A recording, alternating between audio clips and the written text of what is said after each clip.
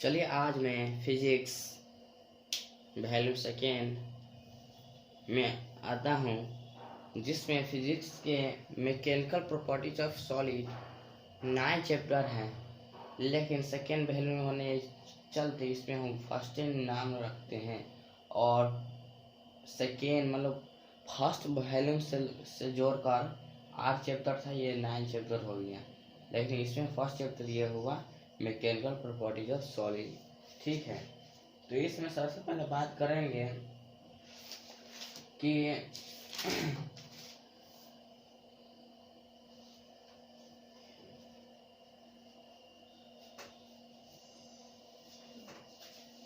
Strain होता क्या, stress क्या होता है। तो देखिए यहाँ पर मैं एक बात समझाना चाहता हूँ आप लोगों को कि इसके पहले इलास्टिक बॉडी और प्लास्टिक बॉडी के बात हम पढ़ लेते हैं। इलास्टिक बॉडी क्या होता है, जब हम किसी पर फोर्स लगाते हैं, मान ली बॉडी पर लगाए हम फोर्स, ठीक है, तो फोर्स लगाने से जो इस बॉडी में परिवर्तन होता है और परिवर्तन होने के कारण जब हम बल को हम छोड़ देते हैं अपने सेम साइज पर, देखिए दब गया था थोड़ा और से जैसे पहले ऐसे है, ठीक है, ऐसे के दब गया और फिर छोड़ देते अपने सेम साइज पर चला गया, तो उसी को हम कहते हैं इलास्टिक बॉडी, हिंदी में समझिए। और प्लास्टिक बॉडी क्या है, जब हम किसी पर फोर्स लगाते हैं ठीक है, और ऐसे छोड़ दिया अपने सेम साइज पर नहीं आया, ऐसा ही रह गया, जैसे हम फोर्स लगाया ऐसा ही, तो उसको हम कहते हैं प्लास्टिक बॉडी। ठीक है, इतना बात समझ बहुत है। चलिए और अब आते हैं अपने काम के बात करते हैं।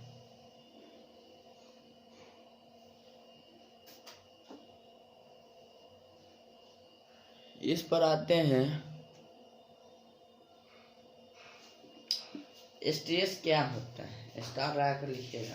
व्हाट इज स्ट्रेस, स्ट्रेस लिखिएगा द इंटरनल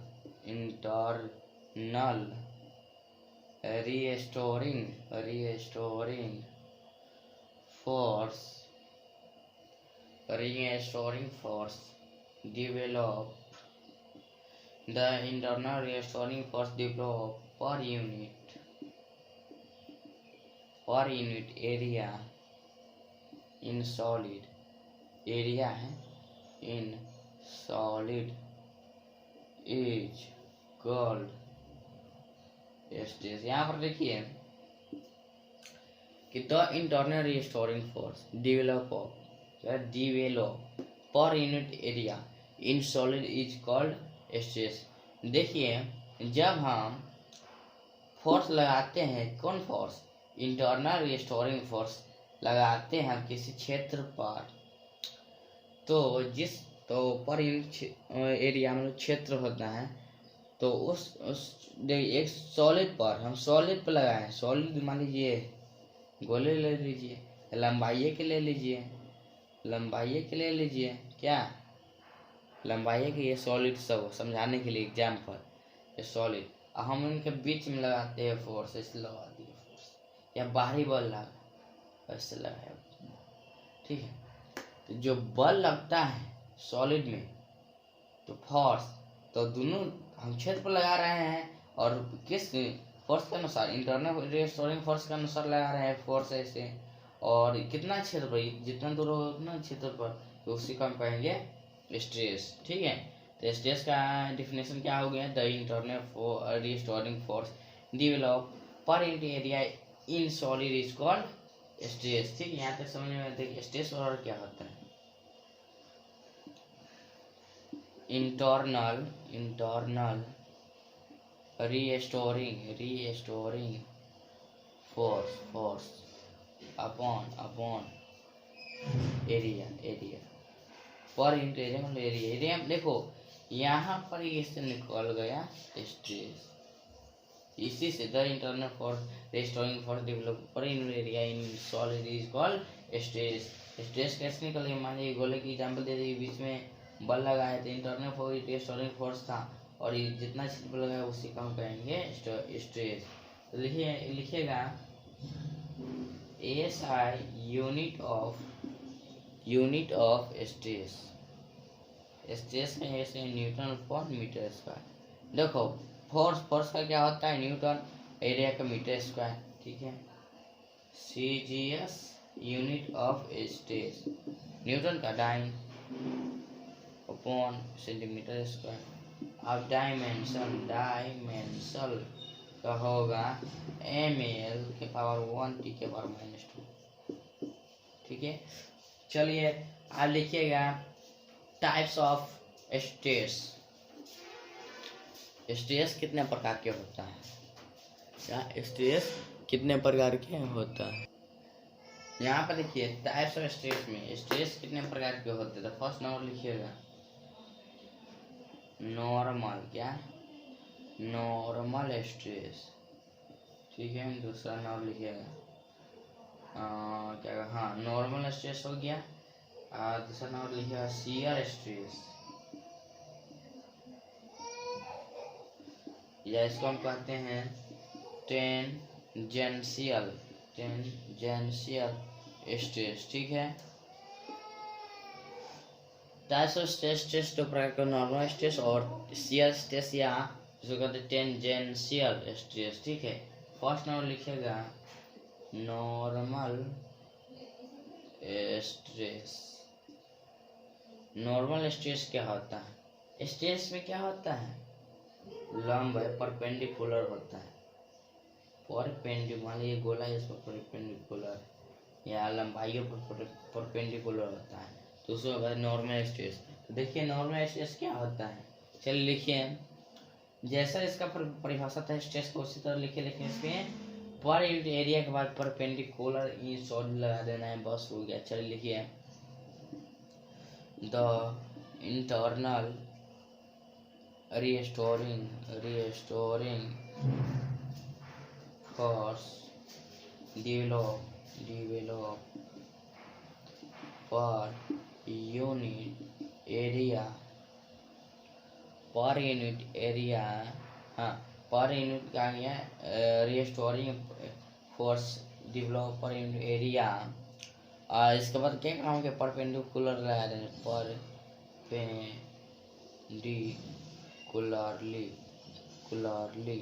ठीक है। Perpendicularly in solid is called normal stress, ठीक है। नॉर्मल है नॉर्मल स्ट्रेस, ठीक है। नॉर्मल स्ट्रेस यहाँ तक समझ में आ गया। क्या हम कहें, जब हम किसी पर वस्तु पर हम फोर्स लगाते हैं, जितना क्षेत्र पर लगाते हैं उसी को हम कहते हैं स्ट्रेस। और जब हम किसी वस्तु पर हम एक लंब डालते हैं परपेंडिकुलर 90 डिग्री कोण बना, उसी को हम कहते हैं नॉर्मल स्ट्रेस। देखिए ये सब मान ऐसे खींचते यहाँ पर बनाएगा, ऐसे खींचते यहाँ पर बनाएगा, ऐसे खींचते यहाँ पर, ऐसे खींचते यहाँ पर, नहीं बना सकता है, बोले तो नहीं बना सकता है। तो ऐसा ही बना, इसी का नाम क्या है, इसी के नाम आपका हो गया वैल्यू स्ट्रेस। वैल्यू मेट्रिक इसका टाइप है, और एक हो गया आपको ये जो इसी पर बना 90 उसी का नाम हो गया क्या कहते हैं इसका नाम, हाँ इसका नाम टेंसाइल स्ट्रेस।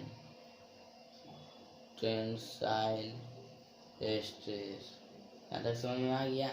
चलिए आगे आप लिखते हैं types of normal stress. Normal stress किसे कहते हैं, the internal storing force develop per area perpendicularly in solid is called normal stress.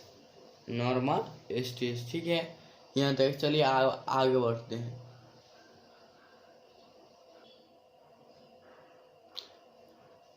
देखिए यहाँ पर टाइप्स ऑफ नॉर्मल स्ट्रेस, तो फर्स्ट में लिखिएगा टेंसाइल स्ट्रेस।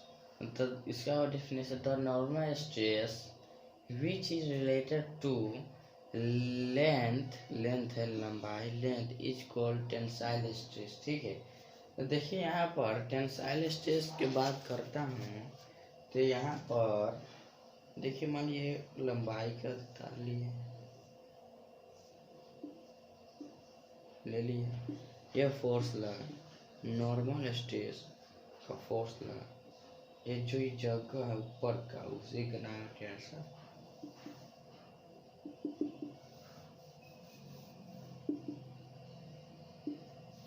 ठीक है, दूसरा नंबर इसका आ गया है वॉल्यूम स्ट्रेस। वॉल्यूम दोनों के बाद हम पढ़ा दिए थे normal stress,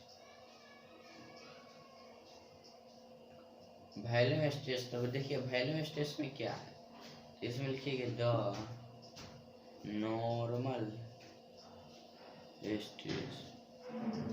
the normal stress क्या, द नॉर्मल माने से लिख देते हैं द नॉर्मल स्ट्रेस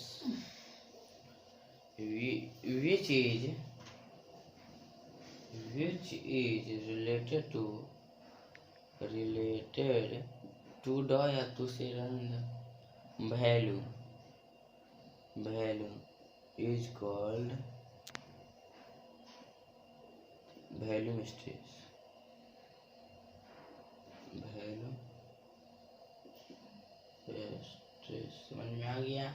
देखिए यहाँ पर बोल रहा है ये अगर यहाँ से 93 ये परपेंडिकुलर है, परपेंडिकुलर सूत्र लिखाए थे।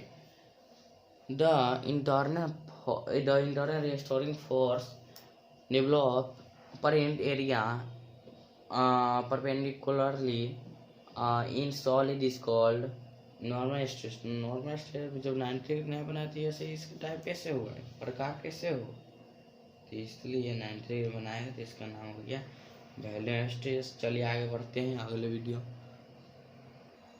यहाँ पर देखिए शियर स्ट्रेस, क्या नाम है, शियर स्ट्रेस। शियर स्ट्रेस क्या होता है, इसमें पैरेलली होता है, पैरेलली, ठीक है। इसे परपेंडिकुलरली होता है, इसमें पैरेलली होता है। इसे बोलेंगे पैरेलली, क्या, पैरेलली, ठीक है, पैरेलली होता है, ठीक है। इसे तो लिखेंगे the internal restoring force and develop per unit area, क्या, पर यूनिट एरिया, पैरेलली, ठीक है, parallelly in solid is called shear stress। shear stress याद है, समझ में थी, यहीं तक इस स्ट्रेस के बारे में था। चलिए कुछ आगे बढ़ते हैं, आगे की बात करते हैं। इस वीडियो में लेक्चर नंबर 1 है, क्या, लेक्चर 1 नंबर यहाँ पे लिख देते हैं, लेक्चर नंबर 1, ठीक है। यहाँ पर देखिए अब स्ट्रेस के समाप्त हो गया है, इंद हो गया। अब आ जाते हैं strain. Strain STRAIN, strain. Strain क्या होता है, ये रेशियो में होता है, देखिए कैसे, it is the ratio of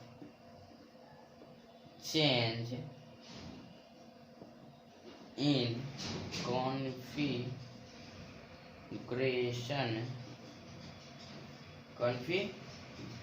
देखो, it is the ratio of change in configuration to the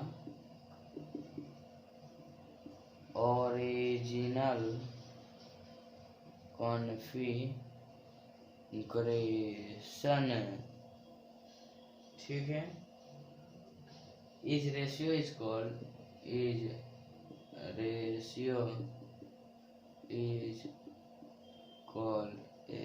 strain। It is the ratio of change in configuration to the original configuration। इस ratio is called strain। तो यहाँ पर देखिए strain है, तो strain बराबर क्या हो जाएगा, change in configuration upon original configuration. देखिए ये थोड़ा मोड़ा लेक्चर घबरा गया होगा, माफ कर दीजिएगा। तो यहाँ पर कोई बात नहीं, लेकिन आपको हम समझा दे रहे क्या लिखा हुआ ना। It is the ratio of change in configuration to the original configuration is ratio is called strain equal to change in configuration for original configuration type of strain.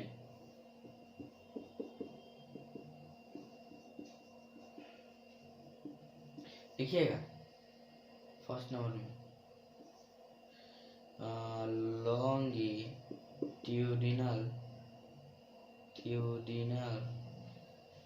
Strain, यहाँ तक हो गया। दूसरा नंबर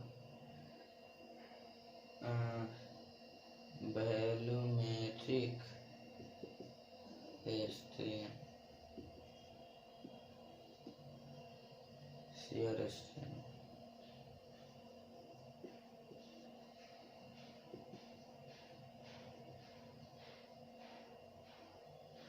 यहाँ तक क्या क्या है, लॉन्गिट्यूडिनल स्ट्रेन, वॉल्यूमेट्रिक स्ट्रेन और शियर स्ट्रेन। तो ये लंबाई पर निर्भर करेगा, ये वैल्यू पर और शियर पर अलग होता है। शियर स्ट्रेस लिखा दिए थे, क्या लिखाए थे, the internal restoring force develop per unit area. Shear strain था तो क्या हुआ,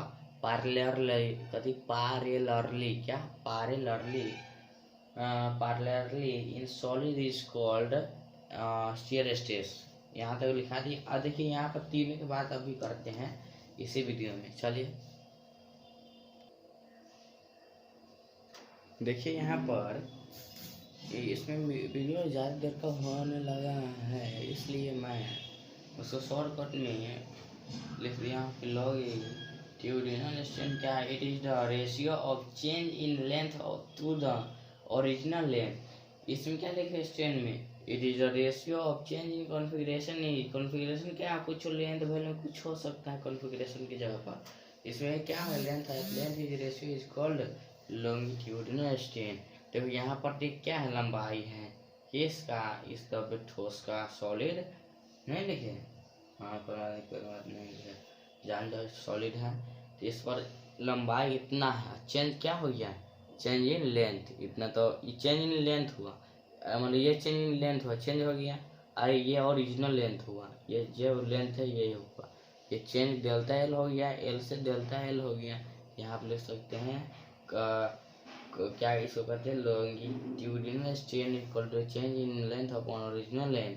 इसको शॉर्ट में लिख सकते हैं ऐसे लिख दिए कि पता चल जाएगा कॉन्फ़िगरेशन स्ट्रेन बराबर डेल्टा एल अपॉन एल। ठीक है, चलिए आगे देखते हैं।